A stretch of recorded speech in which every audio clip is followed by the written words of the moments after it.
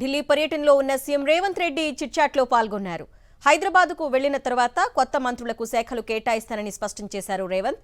ప్రస్తుతం తన వద్ద ఉన్న శాఖలనే కొత్త మంత్రులకు కేటాయిస్తానన్నారు. తెలంగాణ మోడల్ కులగణను కర్ణాటక ప్రభుత్వానికి వివరించేందుకే ఢిల్లీకి వచ్చినట్లు వివరించారు.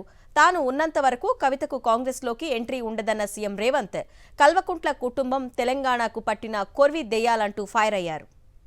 ఇదే అంశంపై అప్డేట్స్ మా ప్రతినిధి వెంకటేష్ అందిస్తారు. వెంకటేష్, తెలంగాణ ముఖ్యమంత్రి రేవంత్ రెడ్డి ఈ రోజు మీడియాతో ఇష్టాగోష్ఠిగా మాట్లాడారు. ప్రధానంగా తెలంగాణ కేబినెట్ విస్తరణ నేపథ్యంలో కొత్త మంత్రులకు 1-2 రోజుల్లో కొత్త శాఖలు కేటాయిస్తానని చెప్పారు. ప్రస్తుతానికైతే భారీ మార్పులు ఏవి ఉండవు. కేవలం తన వద్ద ఉన్నటువంటి అదనపు శాఖలను కొత్త మంత్రులకు కేటాయిస్తానని ముఖ్యమంత్రి రేవంత్ రెడ్డి స్పష్టంగా చెప్పారు.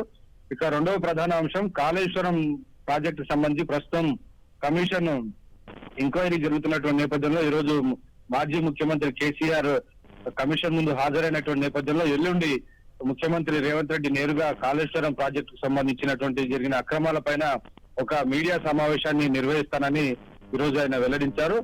వీటితో పాటు తాను కాంగ్రెస్ పార్టీలో ఉన్నంత వరకు కల్వకుంట్ల కుటుంబం నుంచి ఎవరికి కూడా కాంగ్రెస్ పార్టీలోకి ఎంట్రీ లేదని, కవితను కాంగ్రెస్ పార్టీలోకి రానిచ్చే ప్రసక్తి లేదని కూడా ఆయన స్పష్టం చేశారు. కల్వకుంట్ల కుటుంబం తెలంగాణకు పట్టిన ఒక కురివి దయ్యం అని ఆయన అభివర్ణించినటువంటి పరిస్థితి. అలాగే ఇటు బీజేపీ పైన కూడా ఆయన ఫైర్.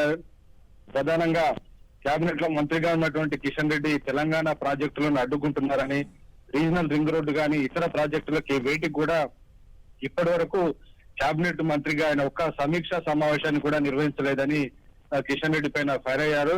నిజానికి కేబినెట్ లో ఉన్నటువంటి ఇటు ఆర్థిక మంత్రి నిర్మలా సీతారామన్ తమ రాష్ట్రానికి రైల్వే మెట్రో రైలు తీసుకెళ్లారు. అలాగే ఇటు ప్రహ్లాద్ జోషి కూడా కర్ణాటకకు మెట్రో తీసుకెళ్లారు. కానీ ఇటు కిషన్ రెడ్డి మాత్రం హైదరాబాద్ కు మెట్రో విస్తరణ చేయడంలో ఫెయిల్ అయ్యారు. కనీసం వాటిని కేబినెట్ లో ప్రస్తావించడం లేదు, తనకు సహకరించడం లేదని ఆయన ఫైర్ అయ్యారు. ప్రధానంగా కిషన్ రెడ్డి కేటీఆర్ మాటలకు అనుగుణంగానే ప్రవర్తిస్తున్నారు.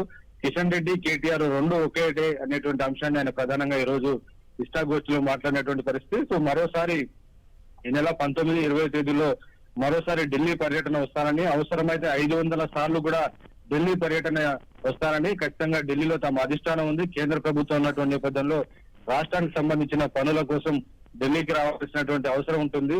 దీనిపైన వచ్చేటువంటి రాజకీయ విమర్శలను తాను పట్టించుకోనని కూడా ఆయన స్పష్టం చేశారు. Okay Venkatesh, thank you.